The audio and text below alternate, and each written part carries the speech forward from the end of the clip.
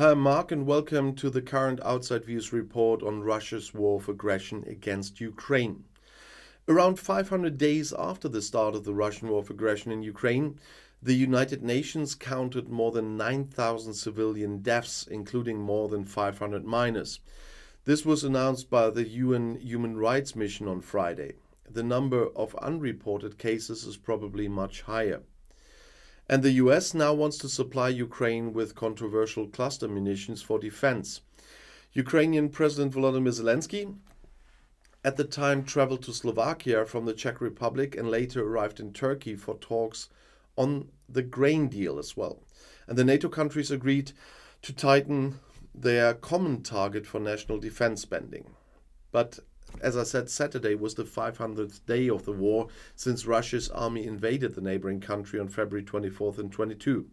And since then, the human rights experts in Ukraine have documented exactly 15,993 injuries and 9,177 deaths. And the UN only counts cases that they have been able to independently confirm. So the number of victims fell somewhat in the spring, but rose again in May and June, they said. And they made a difficult decision, but US President Joe Biden had decided to take this step, said Biden's National Security Advisor Jake Sullivan on Friday in the White House, with a view to the delivery of cluster munitions. He defended the decision. "We are aware that cluster munitions pose a risk of harm to civilians from unexploded munitions. That is why we have postponed the decision as long as we could." And even before the White House confirmation, reports of upcoming US shipments of cluster munitions sparked debate. Cluster munitions are missiles and bombs that burst in the air over the target and scatter or release many small explosive devices, the so-called submunitions. However, many of these explosive devices do not detonate immediately, but remain unexploded and endanger the population even years after the conflict. The UN Human Rights Office in Geneva called for an immediate halt to the use of cluster munitions and called on Russia and Ukraine to join the convention that bans the use, but also the manufacture and transfer of certain types of cluster munitions. More than 100 countries have signed it, but the USA, the Ukraine, and Russia haven't. After confirmation from the United States of the planned delivery of the controversial cluster munitions to Kiev, Ukrainian President Volodymyr Zelensky thanked US President Joe Biden for the new military aid.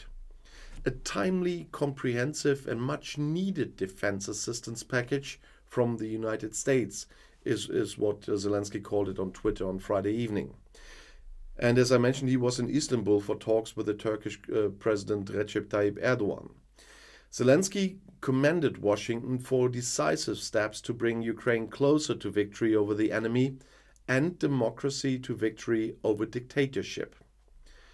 Ukraine has repeatedly called for cluster munitions to more effectively destroy positions held by Russian occupiers. The development of Ukraine's defense capabilities will create new instruments for the liberation of our country and bring peace closer, said Zelensky. Ukraine had called for more ammunition and weapons in view of its sluggish counteroffensive to liberate the territories occupied by Russia. The US government now wants to supply Ukraine with these controversial cluster munitions. The cluster munitions are part of a new $800 million military aid package, and the announcement came shortly before the NATO summit this week. Russia has used cluster munitions to attack Ukraine since the beginning of the war, is what US President Joe Biden's National Security Advisor Jake Sullivan said at the White House. "We recognize that cluster munitions pose a risk of harm to civilians, and we have delayed it as long as we could." I mentioned that quote earlier. But cluster munitions are really something I'm not a fan of. That's what I'm saying now. And I really think it's wrong to use them.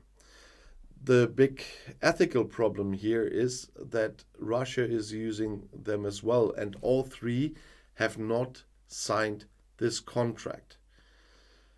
I'm a bit skeptical about this because they are dangerous for civilians, and like more than 100 other countries, my home country Germany has joined the treaty banning cluster munitions, the so-called Oslo Convention.